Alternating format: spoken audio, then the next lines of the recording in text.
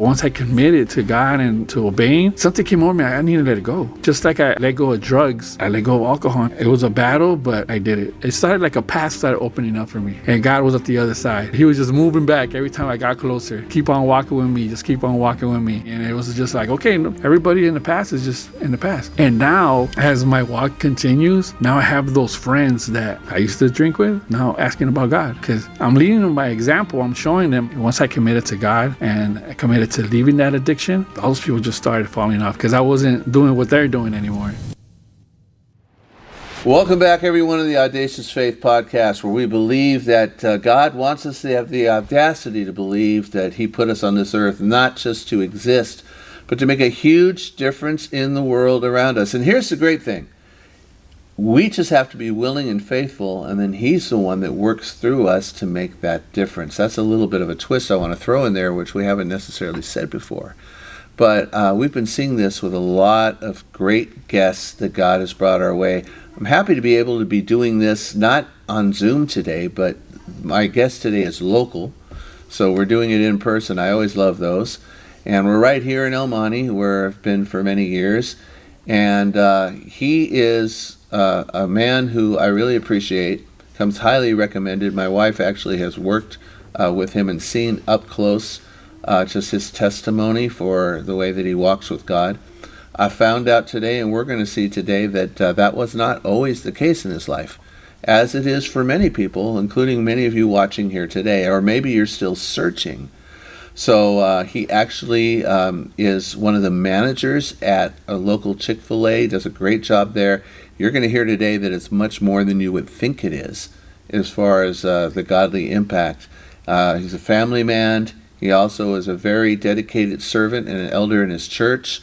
So very happy to have Miguel, and I'm going to say it my way, and then you can say it your way. Miguel Villarreal. But how do you say it? Miguel Villarreal. All right. Yeah. You see, it sounds so much better when you said it.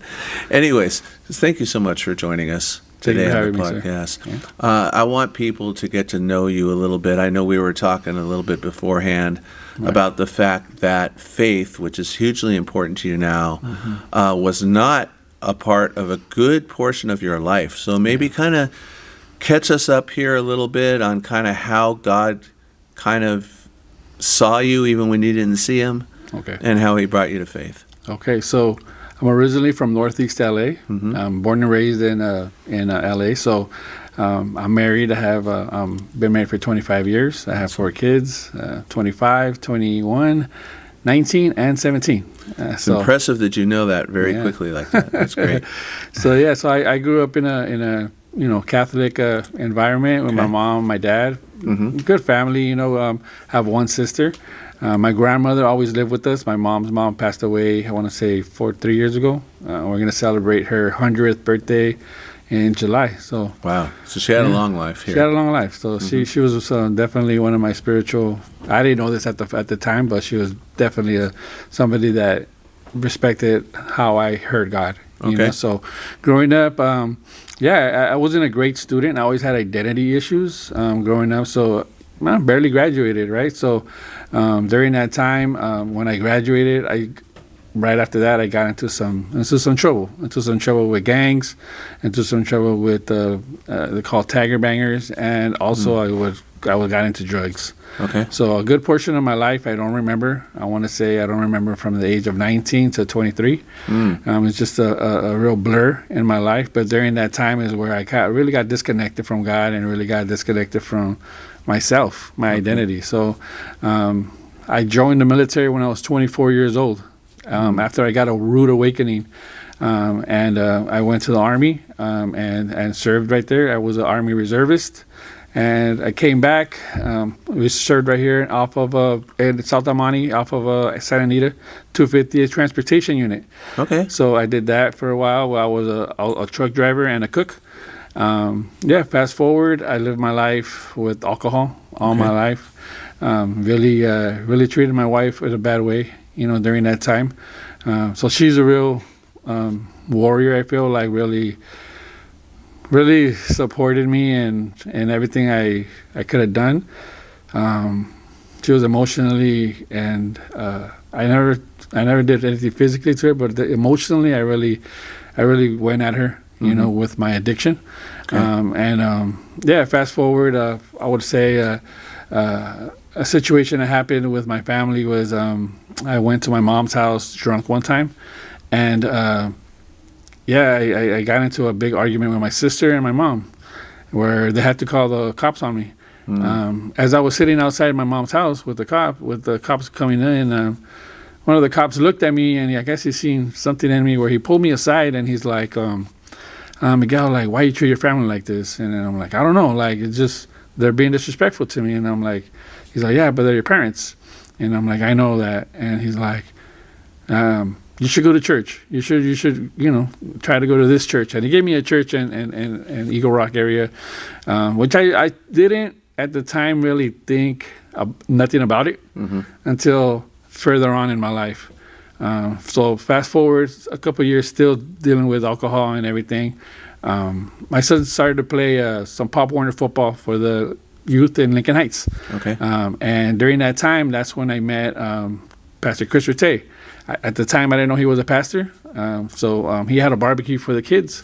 And my son was his second year playing football. So I'm like, okay. So we went to have a good time. My pastor, Chris lives in East LA. Okay. And I was thinking to myself, was a white guy living in East LA with all these, you know, Mexicans around, and he lived right next to Garfield High School. His wife is Asian. I'm like, just seemed really weird that somebody would want to come into the hood. Right. You know, I'm like, you know, I didn't know. So during that barbecue, one of the guys from the team, another dad, told me, oh, you know, he's a pastor, right? And I'm like, really? So when he said pastor, like something clicked in my mind, and I'm like, oh, well, maybe I should ask him about God. And I'm like, huh? I did it. So I went up to him, and I'm like, hey, Chris, I didn't know you were a pastor. And he's like, yeah, I'm a pastor. He's like, why? And I told him, well, what can you tell me about God? And he's like, are you serious? You want to know about God? And I guess I looked like the guy that just wanted to ask a question. So he's like, if you're really, truly interested in God, like, I could meet with you every Wednesday. And I'll provide food for you, and I'll show you how to, you know, hear God or how to know about God. And I'm like, I didn't know it was going to be a prayer. I didn't know it was going to be reading the Bible. So I didn't know none of that stuff. So, so intentionally he poured into me. And then I seen how he loved what he was doing and how he loved God. And I was like, so little by little, I started like getting into like a different side of me, you know, that I didn't have. So he started inviting me. He invited me to his church, and then I reached out to my wife. My wife at the time had nothing to do with it. She was like, I don't want anything to do with that. Like, it's like we're Catholic, and I'm like, well, just give it a shot, you know. So as I started going, I want to say maybe third, fourth session in, I accepted Jesus in my life. And I told my wife, and she said, why'd you do that? And then so it was just like a back and forth. So then my pastor at church had a retreat, had a church retreat. So then he's like, you should come. So I brought it to my wife, and my wife's all like, no, I don't know. So she finally said yes because of me. And we ended up going with the family. That was 10 years ago. Actually, we just had our church retreat in April. And we just stood in the same plot, in the same place where everything happened to her. Oh, wow. So it was a good anniversary for 10 years. So we went, and then during the retreat, first session, her and my older son were in the session, and then they started to cry. They didn't know why they were crying. My pastor seen that, and he came over and really helped them accept Jesus in their life. And from there on, everything was different. Like, it was just the whole kids, like, I remember going up there, though, too. Like, before that, it was just a fight. Right. Like, you could tell the enemy was just coming at us. Nobody wanted to go. Why are we going to this thing? Like, my wife, too. And once we got up there, everything simmered down. And God really met them in that session. And then it was just something that just kind of like helped us to see what God was wanting to do in our lives. It just kept on going. So we just committed to the church after that. Little by little, we started serving in whatever ways that we could. And really just saying yes and obedience to what he wanted for us. Even if we were tired or whatever it needed to be. Our church is a small church, so just they needed a lot of help. So it's just trying to really help my pastor and his leadership team grow and do what they needed to do. Fast forward, going forward, and we just started being committed. Started going every time, every Sunday. We started leading life groups there at our church. My wife got her own woman life group going on. We started mentoring people, and we started just really just giving ourselves to the church community. Fast forward, I had a session with my pastor. In his backyard, he has his office, and in that office, he was praying for me. And I remember that I went up to sit on the chair like this, and then I've never felt something like so beautiful in my life. He started praying for me. I closed my eyes, and I felt like my body just like really kind of like Jack in a beanstalk when a seed just starts growing, and I felt myself going into like a different area. And I was like, what? And I remember crying and just started crying. And I seen like this big old light. And I remember just having a real sensation of just peace and love. Hey, man, and it was just something that I couldn't understand. That's when I really kind of experienced, really felt the love of God. After that time, when I came down from it, I couldn't get up. I was like 10 minutes on the chair. I was shaking. I didn't know what was happening. It was a really good experience that kind of takes me back every time something happens in my life. I always go back to that time, to that situation. But it really like helped me kind of like, oh man, like God is real. Like He's working through everything in my life. Like, and in that time right there, Pastor Jay, man, I seen a timeline of like every situation where prior to all that, I was gonna get shot. The guy had the gun to my chest, and it didn't go off. The gun did not go off, and he pulled the trigger. He pulled the trigger, but the gun did not go off. Yeah. I ran and I took behind the car, and then I remember them leaving, and that situation came to mind, and I started crying, and I started like, God, Jesus, like you were there for the cop that told me I needed to go seek you. You were there in a bunch of situations in my life. And I was like, he just started showing me a timeline where God was there, and during that time where I just felt something. And ever since then, I've always had that timeline that come back to me when I'm like doing something that like my emotions are taking over certain things, and I go back to that. And like, I want to be more like God, I want to be more calm. I want to be more peaceful. I want to, just speak the truth every single time. And it kind of took me to where I'm at right now, like in my walk with God. I just started committing to everything He needed me to do. I've never thought that I was going to be the type to go out to pray for people or anything like that. That's just like, I'd never seen that. I remember seeing people in the corner, spreading the gospel. But for me to like go out and pray for people, I've never thought of that. And we do that in our church. I committed to my discipleship class. Actually took my whole family to the Dominican Republic on a mission trip. For like, they've never been out of the country like that. So for my sons to really see how kids live in the Dominican Republic and kind of see really what God is doing out there. They're so wanting of God. They're so wanting of the gospel. They're just in love with wanting to know more about God, but there's nobody to give them that. Was really something that my kids came back and they're like, oh, we didn't know it was like this. We thought it was just church, right. But there's something bigger.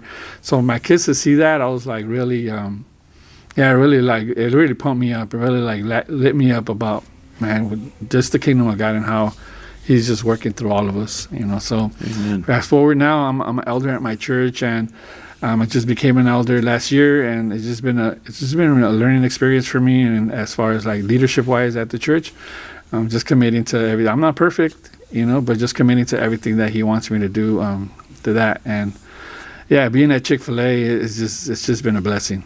It's just been a blessing.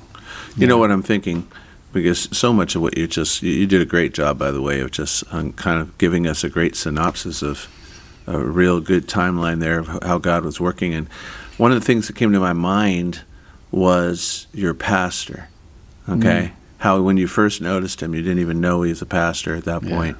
And he's living in a spot kind of sticking out, like out in the crowd, like, what is this guy doing here? And obviously that was a decision. That was probably a purposeful decision that he made, that if he wanted to have a burden for a community, he was going to live in it. Do you think if you didn't see him involved with like the football, and you didn't see him living there, and you didn't basically see his life before you even knew he was a pastor, would you have then, if he would have just been introduced to you as Pastor so-and-so and not seen all the rest, would you have gone up and asked him any of those questions? Probably not. Yeah. To be honest with you, probably not, because I don't know. I wouldn't have anything in common with him. Yeah. I feel, so I felt like we had football in common. We both love football, and it was like, I've talked to him during the football games and stuff, but yeah, I never would have thought he would have been a pastor. Yeah. So. But it wasn't because he was doing wrong things. It's just because you're figuring, hey, this seems like a good, normal guy who I like. Right. Right? Okay, so he put himself in situations. A lot of Christians, I know even early on, I was taught, well, you separate. You separate from the world. And I know that we separate in behavior. Right.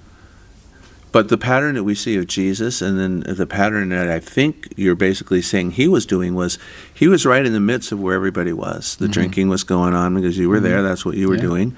The different stuff was happening. He was there, but there was something different about him.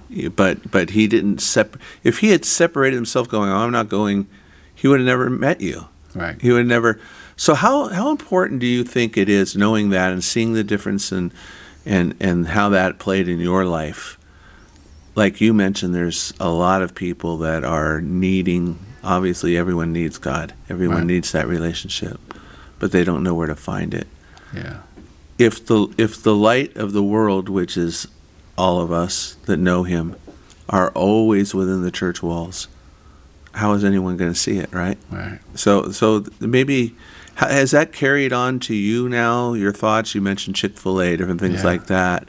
I know you have a great opportunity there to be that light in a normal, granted, it's a pretty good work environment, I understand, but a lot of the people that you work with are still searching. They still don't know. So how does that kind of tie in, this whole background, and how it's brought you to where you are now? So I think it definitely, I could definitely think that I've gone through situations where I really could relate to a lot of these kids. And when it comes to abuses, substance abuse, when it comes to like maybe identity issues, and that's a lot of things. That's a lot of the stuff that goes on with a lot of these kids that come to work for us at Chick-fil-A. Right. We are in a place where we're close to Montebello, we're close to East LA, so we do get a lot of those kids that come from a Catholic background, or come from dad's not there. We get a lot of kids that we have a lot of parent issues with. Maybe they're not great students, but I'm able to relate to a lot of these kids because I talk to them about some of the stuff that I've done, not all of it, but like I'm saying, they see, the kids they're smart, man, and they know, and they're cunning, and they know who to kind of gravitate to and who not. If you put yourself in a certain pedestal or certain light, then kids were not going to approach you. But if you put yourself right there in the midst of all their stuff that's going on in their life, I think it just makes us approachable, and Sure. I think that's really where kind of I'm at Chick-fil-A and at my church as well. I just get into it with a lot of the people there. Like if they want to talk to me about certain things, we talk about certain things. That same thing at work, same thing at Chick-fil-A. And for Chick-fil-A, man, it's just been we've been there for 8 years. So it's been a lot of stories. There's a lot of stories and a lot of redemption stories where, we maybe ended off in the wrong step. Maybe you got let go by us. But then they realize that, the pastures aren't greener on the other side. And they realize, they let me go because they wanted me to get better. And they'll come back and they'll be like, hey, Miggy, man, thank you. Thank you for doing that for me. It really like set me on the right path to do what I'm doing now. And some of these kids are get to be real successful kids. So it's a blessing too. That's awesome. So those experiences, let's go back to what you were saying, how now you look back and you saw the gun that was against your chest and should have gone off that didn't. You had no idea really about God at that point. And yet now you see, wait a minute, all the fire I was walking through, everything, I was not alone. I just couldn't see him in the room, but he was there, right? And that obviously is true for everybody that we meet. God's always never been a moment that we've been out of his sight or out of him understanding. So let's talk about then this unexpected journey then. Okay, so you're now an elder. You've led life groups. You're helping people even that are going through addictions. Okay, you're an elder at the church. So back at that time when you were doing all those other things, you were being verbally abusive, mentally abusive. You're basically, alcohol is a huge part of your life. Drugs, tagging, doing different things. I mean, is there a part of you now? I mean, obviously, part of who you were then is still part of who you are now. You're the same person. But is there a part of you now that looks back and how do you account for the change is what I'm saying? Because I'm sure, I don't think you have the urge right now to go out and start tagging a wall somewhere, or, and all these different things that you once did. And even your speech towards your wife and all those type of things, you're probably like, man, how in the world did I even say those things? How did the transformation take place? And is it amazing now to even go like, who was that? So the transformation took place when I accepted Jesus in my life. So it took me a year and a half to really kind of see, because basically what happened to me is once I accepted Jesus in my life, like everything started to change. As I was really disruptive throughout my earlier years, when I accepted Jesus in my life, I had a lot of critics. I had my family especially, were like, oh, he's a hypocrite. How can he do that? Or he doesn't, my dad asked me like, oh, so you don't worship the Virgin Mary anymore, kind of thing, And I was like, well, I didn't answer that at the time because I didn't know how. But later on, I was able to answer it. Okay. But so like once I accepted God into my life, all these people that I used to like hang out with, like used to drink with and stuff, they started falling away. So Jesus started removing everything from me. Okay. And it was more of a solitary walk, without any of my friends, but now my church friends. My pastors, the people I knew at church, a lot of them are coaches, and just the way they took me in, right? So it's like I started just committing to church and to God and to the walk, and all of my friends started leaving me. All of them. I'm saying I don't have one. I wasn't a big friend guy to begin with, but I did have buddies, that I used to hang out with to drink or watch a game and stuff. But everybody started falling off. Even my family, like some of my family members that I used to talk to like a certain way, or hang out and drink a certain way. I just started like being distant from everybody, and it wasn't intentional distant. It was more of I'm focused on you, God. I'm focused on you. So once a year and a half in, I just left. I stopped drinking. And it took me a good year to like really, I let go, but I struggled through the whole year. Because for me, it was like if I ate pizza, I had a drink. If I had mariscos, whether it be a ceviche or something, I had a beer. If I had wings, I had a beer. If it was a Laker game, a Dodger game, I had a beer. So then it was... That's what everybody did. Yeah, right? So it was just transferred to more and more and more. And I didn't have control of that situation, those situations. But once I committed to God and to obeying, like something came over me, I needed to let it go, right? So like just like I let go of drugs, I let go of alcohol, and if I did it then, I could do it now. it was a battle, but I did it. And once I did that, once I just let go of all those, of all that alcohol, people just started. It started like a path started opening up for me. And God was at the other side, and He was just moving back every time I got closer. Just keep on walking with me, just keep on walking with me, and that's how it seemed like to me. And it was just like, okay, everybody in the past is just in the past. And now, Pastor Jay, the crazy thing is that as my walk continues, now I have those friends that I used to drink with, now asking about God. They're asking about God. Why? Because I'm leading them by example. I'm showing them. I'm showing my kids as well. Right. My older kids seen me drunk. My 3 younger, they don't remember. Thank God. Yeah. And they're growing up in the church now. Right. So it's different. But it is, yeah. So I would say once I committed to God and I committed to leaving that addiction, all those people just started falling off because I wasn't doing what they're doing anymore. Yeah, and they wanted to keep doing it. Yeah, I wanted to keep doing it. And they realized you weren't going to. So another thing that comes to my mind, because you were talking about your early religious background, and I know that there's a lot of confusion that people have today. You were mentioning some of the boxes that were checked off. You got, baptized when you were supposed to, and you went and did all the different things you were supposed to, and all of this. And a lot of times, I know I was just discussing this in a Bible study this morning, where it becomes about performance. It becomes, these are the things I do to make myself acceptable to God.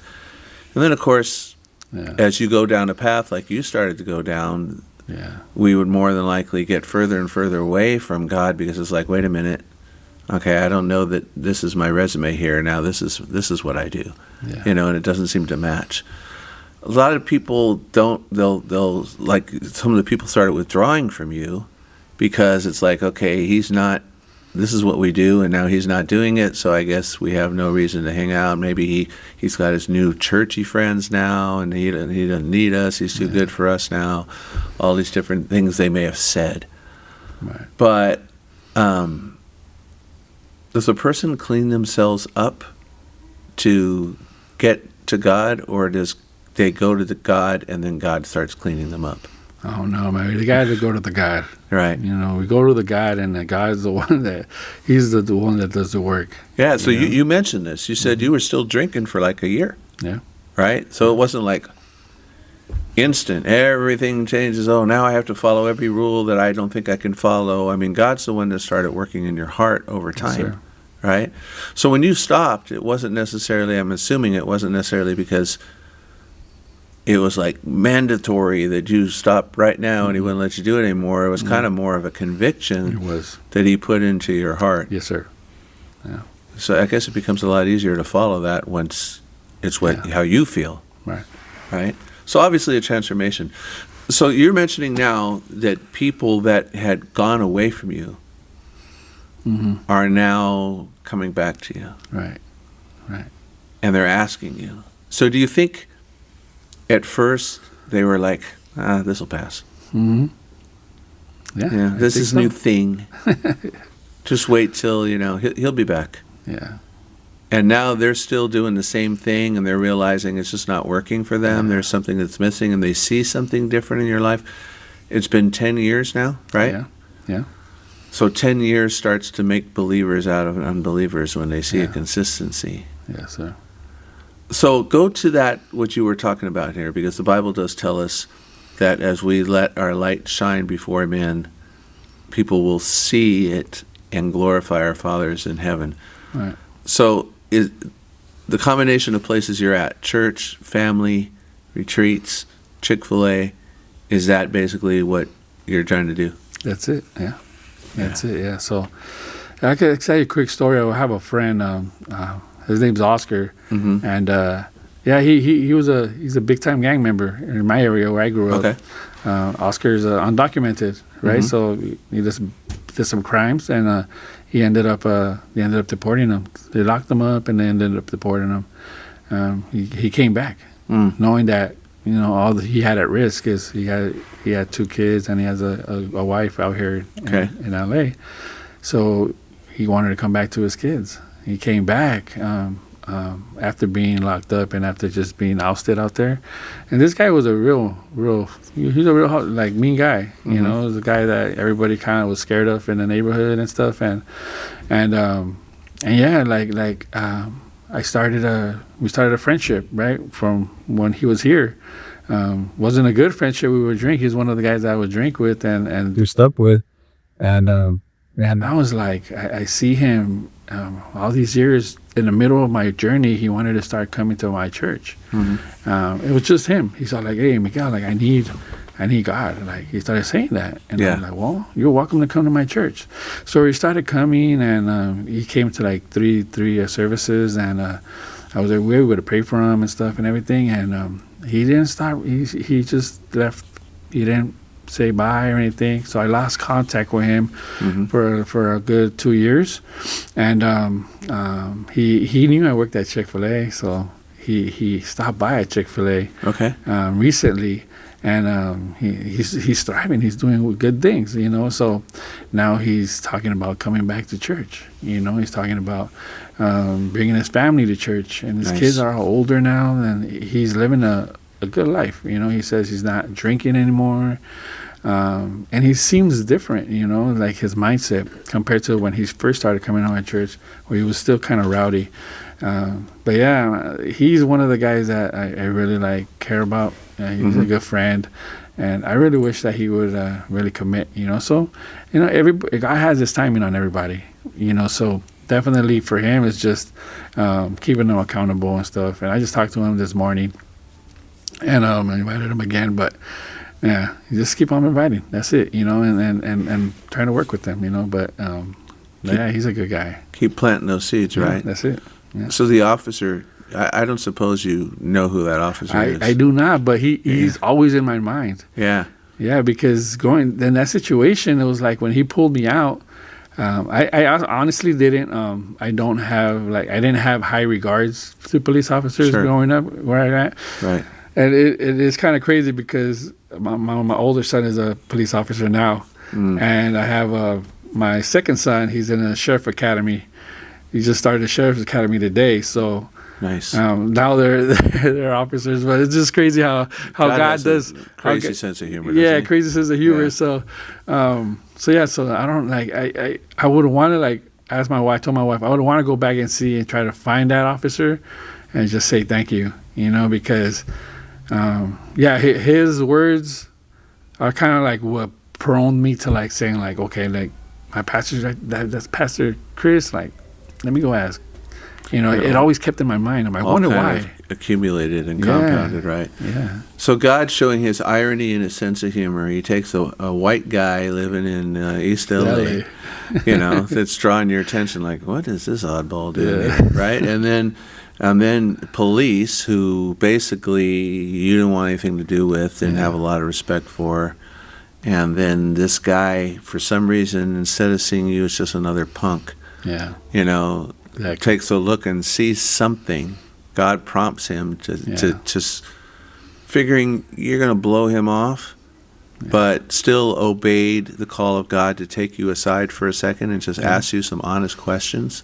Yeah. And then give you an invitation that he probably figured you weren't going to accept. Yeah. And yet another seed was planted. Yes. And then that led to, you know, so it's all these different things. Like you said, you can see it now. Yeah.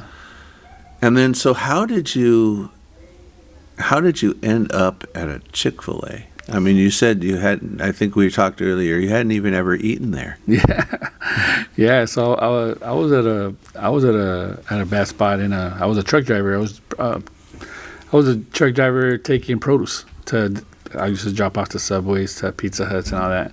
And I wasn't really. It was a toxic environment in that environment. So I would always in my one-on-ones with my pastor, I was always telling him like, I'm not happy. And then he's like, well. Let's pray for another job. Another job. And then one day he just told me, like, I have a friend that's going to open up a Chick-fil-A in Monterey Park. And then I'm like, okay. At the time, I didn't know what Chick-fil-A was, like I said. And he's all like, I want you to meet him. You didn't know what you were missing. Yeah, I don't know what I was missing, exactly. Yeah. So he's like, I want to introduce you to him. And so he could, share his vision with you. I'm like, okay. set that up, sir. So he set up. I met his wife, and then at the time his 3 kids, and they're all small. They're all grown up now. Yeah. Same thing with my kids, and they were all small. And then so Morris really shared his vision with me on how he wanted to invest in young kids, and how he kind of like wants to see kids get better, and kind of like Chick-fil-A to be a springboard to whatever they want to do in their lives, kind of learn those skills there at Chick-fil-A. So he shared that with me, and I was like, oh, wow, like that's different, because I was so used to the toxicity of the job environment that I've never like been in a place where it was going to be like that. I didn't even know it was going to be the way it is now. So I kept it in the back of my head, and then I tried to prolong it. So I prayed on it some more, and then finally I said yes to Morris to go to be one of his back of house team members. So I started off with since day one right there at the Chick-fil-A. It's going to be 8 years in November. So it's just been a journey. It's been a journey. I didn't know that how God was going to meet me there. I did not know how God was going to meet me there. During that time, I also had like dreams of, prior to that, I had dreams of serving sandwiches. And I was like, why am I serving sandwiches? So God was like kind of prepping me for this. And I was like, well, no way. I'm heard of dreams, God, but this seems like a different one. Yeah, I was like, I'm not going to be serving sandwiches. And I'm like, But it's just more than serving sandwiches. So it's like, man, really caring for the community, right? And really caring for the community, and really caring for the kids that work there and the people that we're investing in. So it just has been a real blessing to work with people like Morris and Annie, people that know God, that love God. And I didn't know that my instincts were going to go up. My God antennas were going to go up at Chick-fil-A even more. Like, it's a ministry. It's not just, for us, it's not just serving chicken, but investing in these kids and really serving the community and really being a servant-hearted leader. I think that is what I've learned at Chick-fil-A more than anything else, is like being able to care for somebody else, not worry about yourself, and just care for there's many stories that we've had with the customers that come in, and just a bunch of team members that go through stuff. So it just became like a kind of like a ministry as well. I seen it I'm like, oh wow, it's pretty crazy how God was getting me ready for all this that I'm doing now. Right. Like, everyone's like, oh, I've been through this. All the kids been through this. I've been through this too. Like, oh wow, like I could talk to this kid about this and really relate to them. So yeah. I mean, I love my job now. I'm the general manager there, and it's a blessing to work with. Even your wife. Your wife she inspires me just by looking at her story. I was like, man, like there's people like this, like, in this world, and they all work at Chick-fil-A. Like, wow. Like, she speaks highly of you as well. Yeah. It's striking me because I did have Morris and Beverly on another episode, nice. and their perspective on things is fantastic. I really appreciate them. And I've seen them in action several times since, so it's definitely much more than just talk. Right.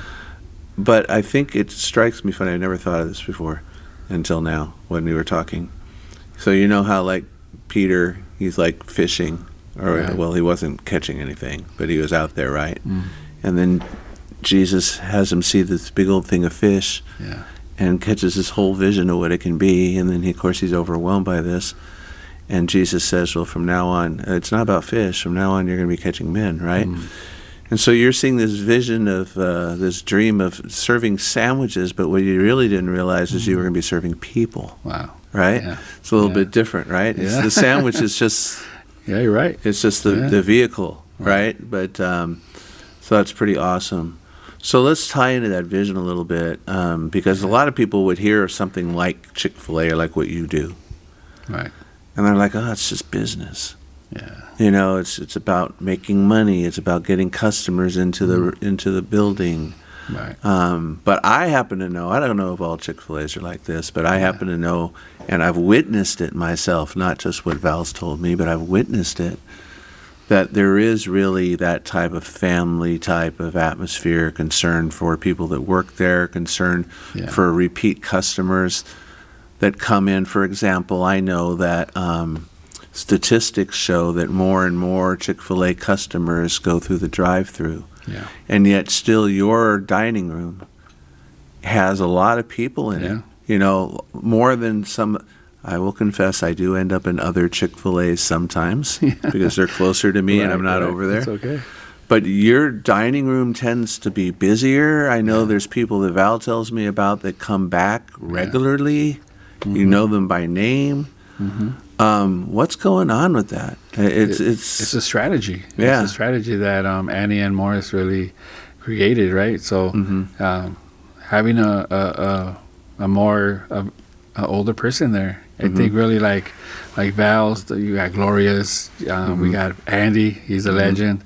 He is. Those people. We had him too. Yeah. So those people. Yeah. So those people like creating that environment of just care and just the way that they see the customer, not just because they're gonna come eat, but they actually get to know the person.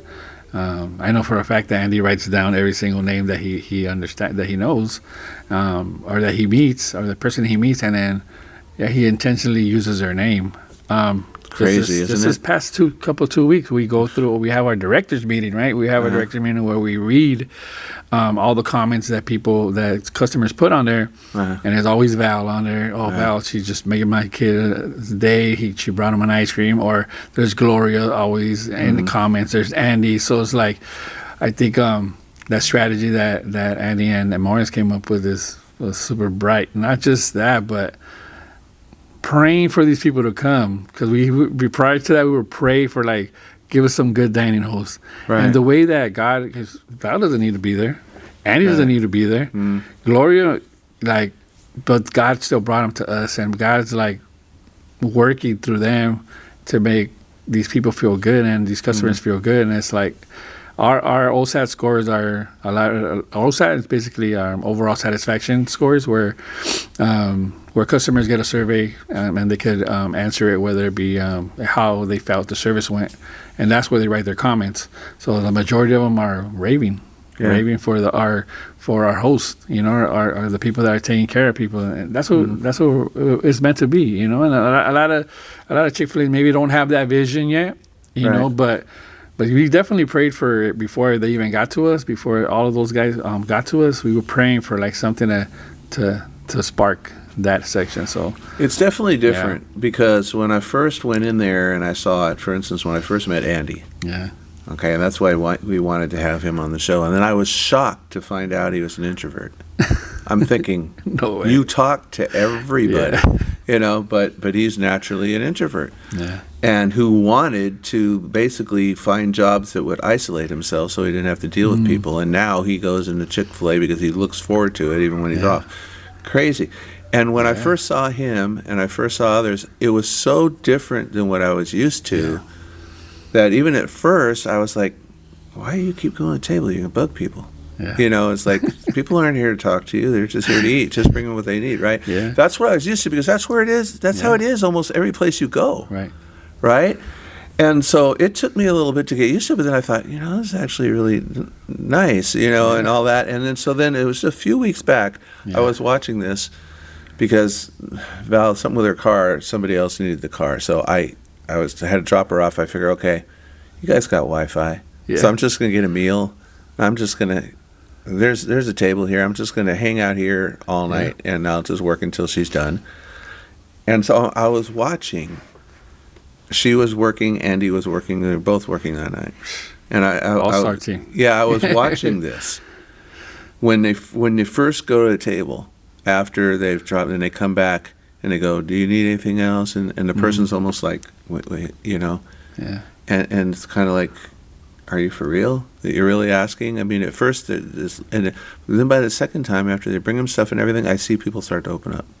Wow. I see the whole face start to change. I watched this. I decided I like to be a people observer. So I wanted, I was noticing the impact and the change in the people's responses as they saw, wait a minute, this is for real. This is genuine. They're not just trying to bother me. Right. Or they're not just trying to get me out. Right. You know? Yeah. Because people do that too. Do you need anything else? Do you need anything else? Because it's like, you can tell they want you to be finished so that they can clear the table. Yeah. But that's not what I see there. Yeah. So it's definitely different. The vision for I know you play a big role in this now. Yeah. The vision for the staff, Yeah. because they're walking around. What's Chick-fil-A famous for? My pleasure. That's what you're supposed to say to everything, right? Yeah. And they may be saying my pleasure, and yet they're struggling Yeah. in their life. Mm-hmm. So maybe without naming names, there's some highlights that stand out to you on how you've been able to pour into some lives through the 8 years. There was a gentleman that used to work for us. He's no longer there, but this gentleman comes from he was a kid. He came from a day one guy. Mm-hmm. Came with us from a really bad background. Both parents were incarcerated in gangs and stuff. Grew up in the Maravilla projects, which are basically the projects right next to ELAC. Okay. Yeah, so in that area, and really struggled throughout life, and came to us at grand opening.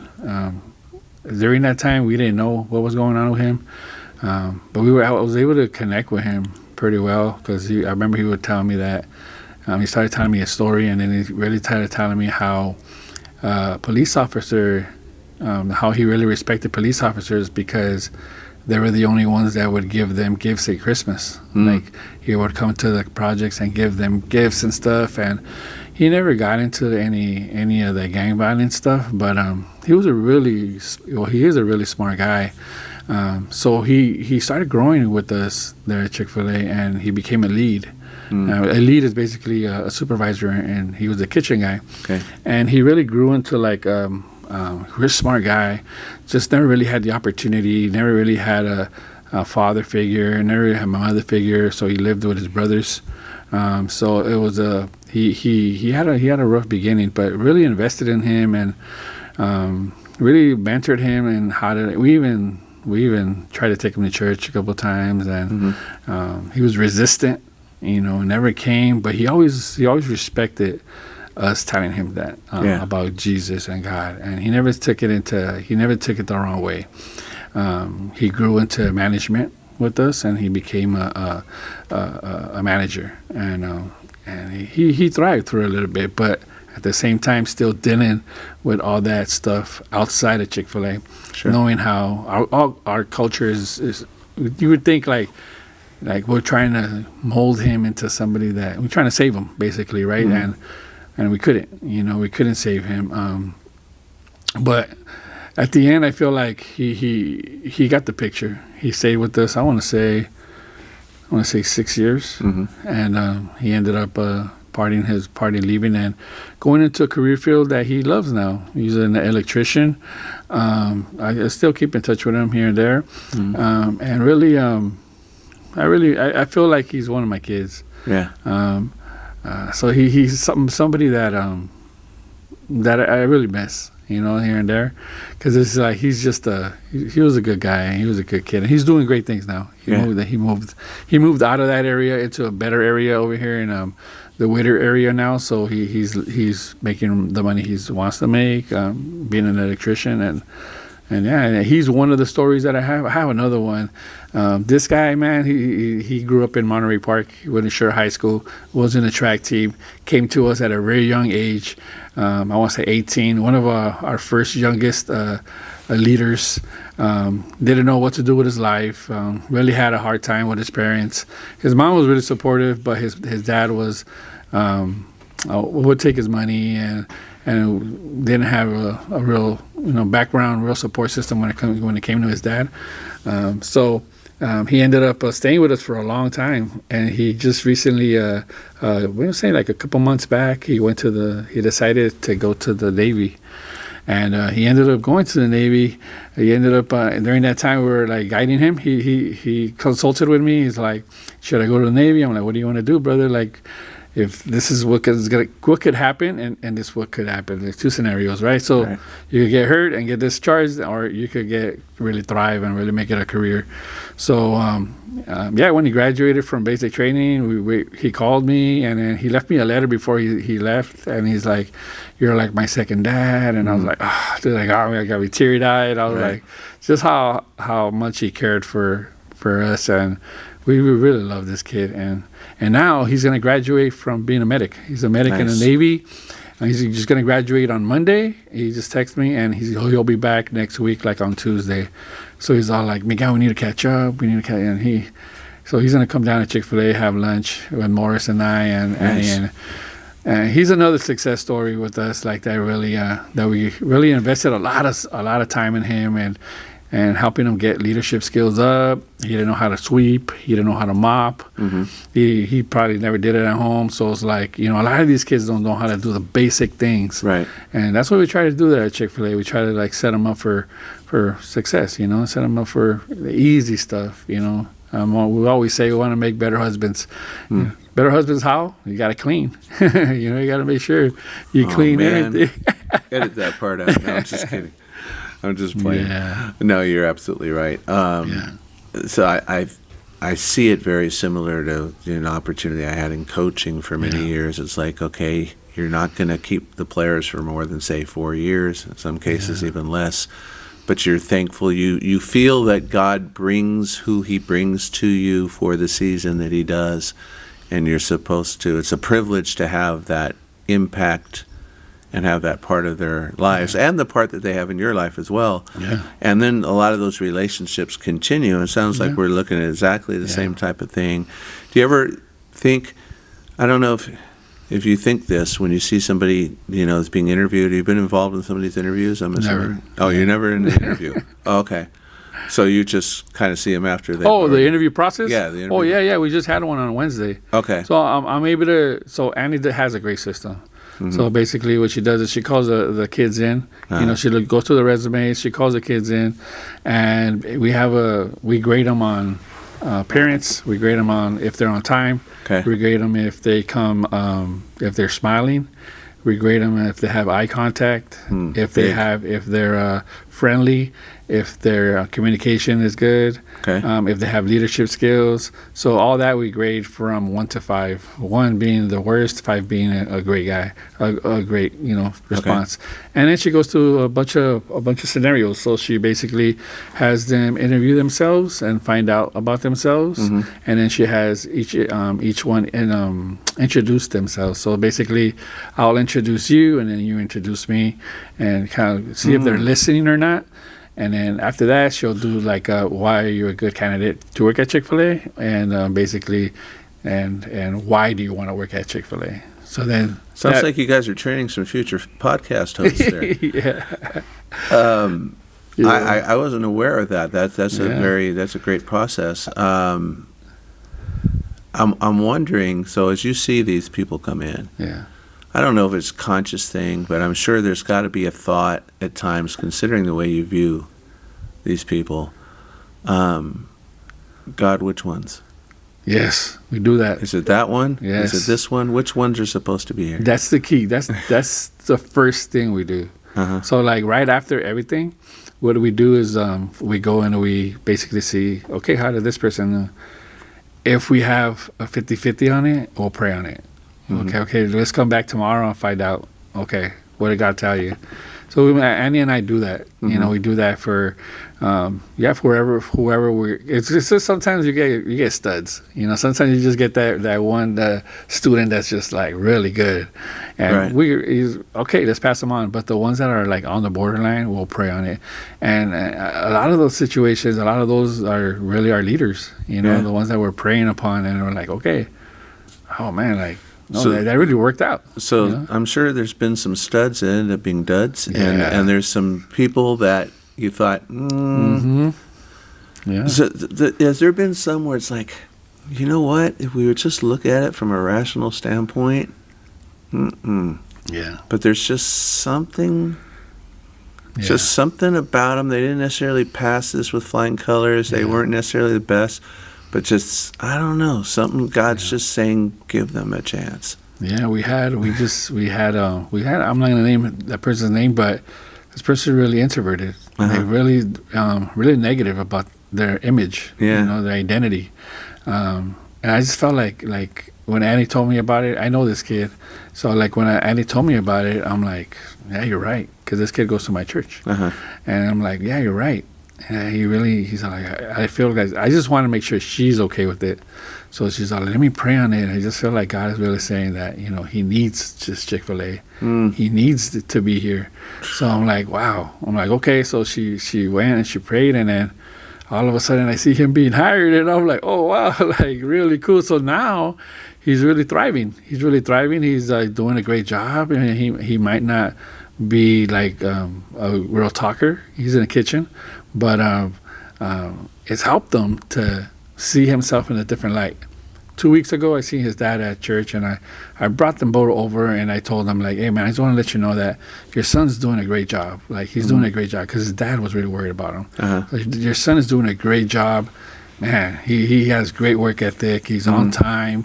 Kid takes the bus from a long distance. Like, he's committed.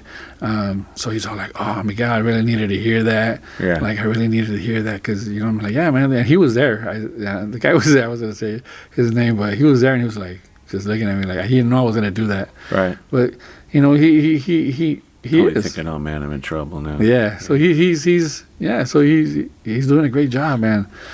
His dad just wanted to hear that too, and for him to hear it in front of his dad, and for his dad to react the way he did in front of him, like, I don't know if his dad tells him he's proud of him all the time, but yeah, it was something that he was like really thankful for after. Yeah. Well, you touched on something so important. So you said from a Chick-fil-A standpoint, it wasn't so much that you guys needed to choose him. Yeah, exactly. It was like, wait, there's other candidates that we can choose from. The thought that, the sense that he really needs it. It wasn't so much that you guys, it was more that he needed it. That's an approach that a lot of places, especially places of business, will not take. Yeah. That definitely shows a ministry mindset. Are there, I think that's true for us as we grow in our faith, right? Right. That there's a lot of people that God will purposely tell us to engage with. Right. Where it's like, you know what? I don't need their baggage. Yeah. I don't need their stuff. I got enough. A lot of people go, I got enough of my own stuff to deal with. And yet God is saying, look, they need that. Just like that interaction. You didn't have to do that. The interaction of the church, you didn't have to go out of your way and do that. Yeah. And yet it probably meant huge for them, and God prompted you to do it, so you did it. Right. Feels good though when you take those opportunities afterwards and you realize, oh, I'm so glad I listened to you, God, and just did that. It seemed like such a simple thing, but we don't even realize the impact. Yeah. Well, we've talked a while. We could keep on going, but people only listen so long. Let me say this. I mean, what are some of the things that God is still doing, maybe you see coming up in the future? I don't know if he's given you a glimpse.